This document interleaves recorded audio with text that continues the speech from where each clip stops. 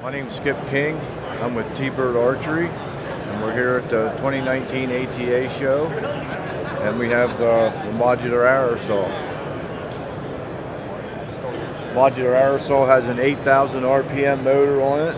It's available with a vacuum attachment or without. It comes complete with 2 spin testers and a deburring tool.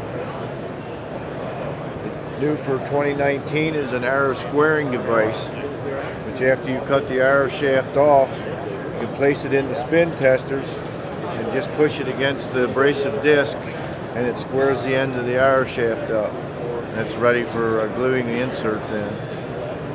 The modular arrow saw can be taken apart and stored away into its own compact box.